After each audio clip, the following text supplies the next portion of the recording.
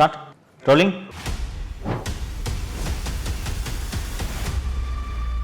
மு.க. ஸ்டாலின் என்ற குடும்பத்தினர் கொள்ளையடிப்பதற்காக தவிர வேறு எதற்காக இந்த திமுக என்ற இயக்கம் இன்று செயல்படுகிறது? நன்றாக யோசித்து பாருங்கள். வேறு எந்த கட்சியிலாவது இத்தனை அதிகார மையங்கள் இருக்கிறதா?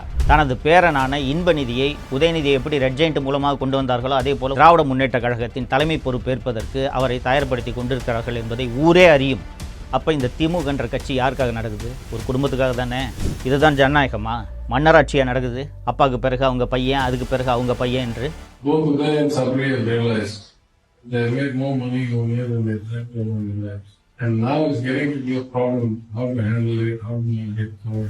முதல் ஒரு வருடத்திலேயே மாப்பிள்ளை ஒரு 30,000 கோடி, மகன் ஒரு 30,000 கோடி சம்பாதித்து விட்டார்கள் என்று அந்த ஆடியோவில் தெளிவாக திரு தியாகராஜன் குறிப்பிட்டிருந்தார். அதன் காரணமாக அவரது நிதியமைச்சர் பதவியையும் அவர் இழந்தார். தமிழ் பெருங்குடி மக்கள் அத்தனை பேருக்கும் வணக்கம். இந்த 2026 சட்டப்பேரவை தேர்தல் என்றது எவ்வளோ முக்கியமான ஒரு தேர்தல்ன்றது நம்ம அத்தனை பேருக்குமே தெரியும்.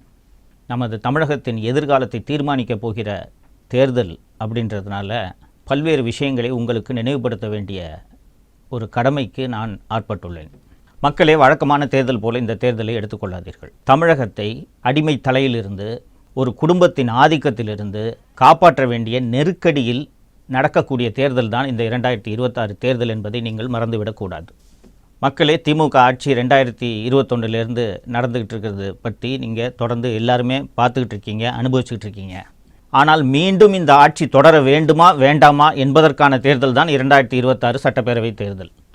எந்த கட்சி ஆட்சிக்கு வர வேண்டும் என்பதை விட திமுக ஆட்சிக்கு வரக்கூடாது என்பதை உறுதி செய்ய வேண்டிய தேர்தலாக இந்த தேர்தல் இருப்பதனால்தான் சில விஷயங்களை நாம் தொடர்ந்து விவாதிக்க வேண்டியதாக இருக்கிறது. 1949ஆம் ஆண்டில் திமுகவை அறிஞர் அண்ணா மொழிப்போர் உள்ளிட்ட பல்வேறு மாநில உரிமை உள்ளிட்ட பல்வேறு விஷயங்களுக்காக தொடங்கினார் என்றது வரலாற்றில் பல்வேறு பேர் நீங்கள் படித்திருப்பீர்கள். அப்படி தொடங்கிய அந்த கொள்கைகளுக்காக, அந்த குறிக்கோள்களுக்காக, அந்த லட்சியங்களுக்காக இன்னைக்கு இருக்கக்கூடிய திமுக செயல்படுகிறதா என்பதை நீங்கள் அத்தனை பேரும் நினைவுபடுத்தி பார்க்க வேண்டும். பழசை நீங்கள் மறந்துடக்கூடாது அப்படின்றதுக்காக தான் சமீபத்தில் அவங்களே டாஸ்மாகில் திருடின காசெல்லாம் வச்சு பராசக்தின்னு ஒரு படத்தை எடுத்து ரிலீஸ் பண்ணாங்க. அந்த படத்தில் பார்த்தீங்கன்னா இந்தி திணிப்புக்கு எதிராக மாணவர்கள் மிகப்பெரிய ஒரு கிளர்ச்சியை ஏற்படுத்தி அந்த கிளர்ச்சியின் வாயிலாக உருவான இயக்கமாக திமுக உருவாகி அதன் மூலம் ஆட்சியை பிடித்ததாக அந்த படத்தில் காண்பித்திருப்பார்கள். அப்போது மொழி மீது மிக அதிகமான பற்று கொண்ட, மொழியின் மீது ஆர்வம் கொண்ட, மாநில உரிமைகளின் மீது ஆர்வம் கொண்ட ஒரு கட்சியாகத்தான் திமுக உருவானது. அப்படித்தானே இன்றைக்கு வரை இருக்க வேண்டும். திராவிட முன்னேற்ற கழக குடும்பத்தினர், குறிப்பாக மு.க. ஸ்டாலின் அவர்களின் குடும்பத்தினர், திராவிட முன்னேற்ற கழக தலைவர்களின் குடும்பத்தினர் பல்வேறு கல்வி நிலையங்களை நடத்தி கொண்டிருக்கிறார்கள் என்பது உங்கள் அத்தனை பேருக்கும் தெரியும். அந்த கல்வி நிலையங்களில் ஏதாவது ஒரு கல்வி நிலையத்தில் தமிழ் வழி கல்வி செயல்படுத்தப்பட்டு வருகிறதா, பின்பற்றப்பட்டு வருகிறதா என்பதை நீங்கள் கவனித்து பார்த்தீர்கள் என்றால் அந்த மொழியை வைத்து அரசியல் செய்து எப்படி ஆட்சியை பிடித்தார்கள் என்று உங்களுக்கு நன்றாக தெரியும். தோழர்களே, அறிஞர் அண்ணா எந்த லட்சியங்களுக்காக தொடங்கினாரோ அந்த லட்சியங்கள் எல்லாம் நீர்த்து போய் இன்றைக்கு இருக்கக்கூடிய திராவிட முன்னேற்ற கழகம் ஒரே ஒரு குடும்பத்திற்காக மட்டும்தான் இயங்குகிறது என்பதை நீங்கள் இந்த 5 ஆண்டுகளில் பார்த்திருப்பீர்கள். இந்த ஆட்சி தொடங்கிய 1-2 ஆண்டுகளில் இந்த ஆட்சியில் நிதியமைச்சராக இருந்த திரு PTR தியாகராஜன் அவர்கள் பேசிய ஒரு 2 ஆடியோ வெளியானது நீங்கள் எல்லாருக்கும் நினைவு இருக்கும்னு நினைக்கிறேன்.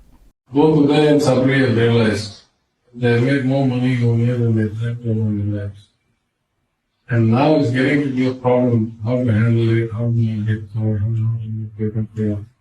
And what can you make it in 10-50%? So we will pay it back to because of one. We need to try to improve the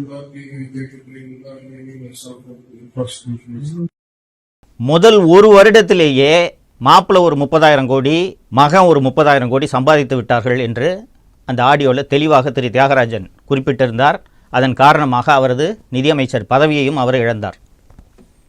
தோழர்களே, முதல் வருடத்திலேயே ஒரே வருடத்தில் 60,000 கோடி சம்பாதிச்சிருக்காங்கன்னா இந்த 5 ஆண்டுகளில் இவர்கள் எவ்வளவு கொள்ளையடித்திருப்பார்கள் என்பதை நீங்கள் நினைத்து பார்க்க வேண்டும், ஊகித்து கொள்ள வேண்டும். இன்றைக்கி திராவிட முன்னேற்ற கழகம்ன்ற இந்த கட்சி எதற்காக செயல்படுகிறது என்பதை நீங்கள் சற்றே யோசித்து பார்க்க வேண்டும், அலசி பார்க்க வேண்டும். மு.க. ஸ்டாலின் என்ற குடும்பத்தினர் கொள்ளையடிப்பதற்காக தவிர வேறு எதற்காக இந்த திமுக என்ற இயக்கம் இன்று செயல்படுகிறது? நன்றாக யோசித்து பாருங்கள். வேறு எந்த கட்சியிலாவது இத்தனை அதிகார மையங்கள் இருக்கிறதா? ஸ்டாலின், அவரது மனைவி திருமதி துர்கா ஸ்டாலின், அவரது தம்பி ராஜமூர்த்தி, ஸ்டாலினின் மகள் செந்தாமரை, மருமகன் சபரீசன், மகன் உதயநிதி, அவரது மனைவி திருமதி கிருத்திகா, இவர்களின் நண்பர்கள் என்று எத்தனை அதிகார மட்டங்கள் இந்த அரசில் இந்த 5 ஆண்டுகளாக செயல்பட்டு கொண்டிருக்கின்றன. இத்தனை அதிகார மையங்களை வைத்துக்கொண்டு ஒரு ஆட்சி நடைபெற்றால் அது எத்தகைய அலங்கோல ஆட்சியாக இருக்கும் என்பதைத்தான் இந்த 5 ஆண்டுகளாக நாம் பார்த்து வருகிறோம். இந்த ஆட்சி மீண்டும் தொடர வேண்டுமா என்பதைத்தான் நீங்கள் இந்த தேர்தலில் முடிவு செய்ய போகிறீர்கள். தோழர்களே, எல்லா ஆட்சிகளிலும் குறைகளும் இருக்கும், நிறைகளும் இருக்கும். திமுக ஆட்சியில் வெறும் ஏதோ குறைகளே மட்டும்தான் இருக்கிறது, நிறைகளே இல்லையா என்ற கேள்வி எழும்.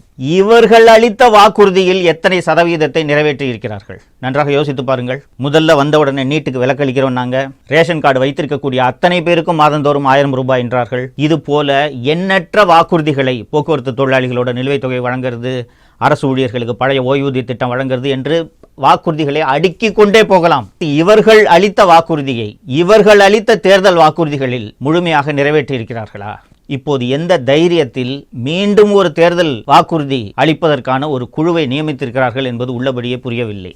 எதிர்க்கட்சி தலைவர் திரு எடப்பாடி பழனிசாமி அவர்கள் பல்வேறு மேடைகளில் அடிக்கடி குறிப்பிடுவார், நீங்கள் இதை பார்த்திருப்பீர்கள்.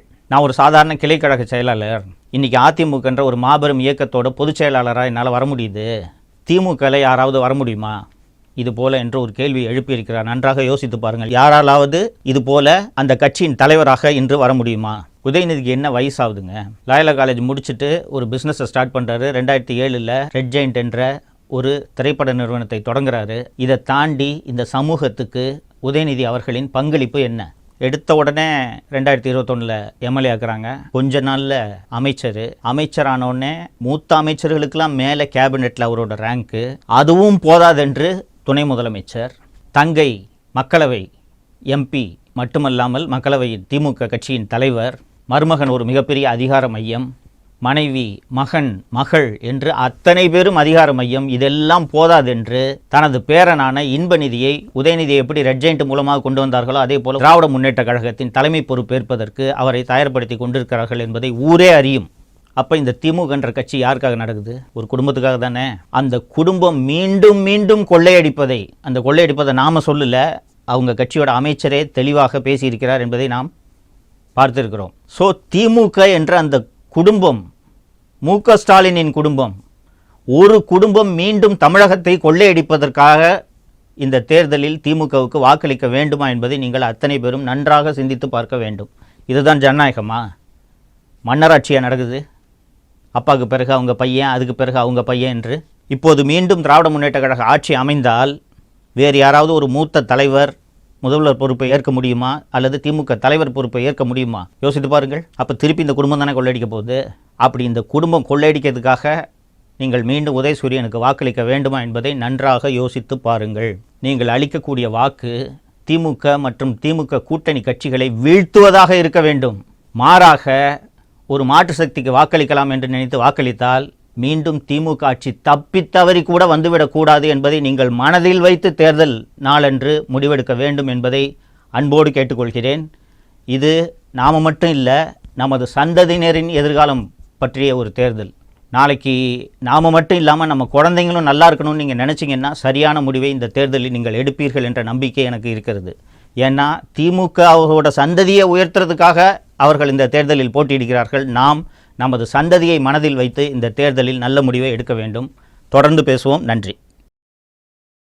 தமிழகத்தை காப்போம்.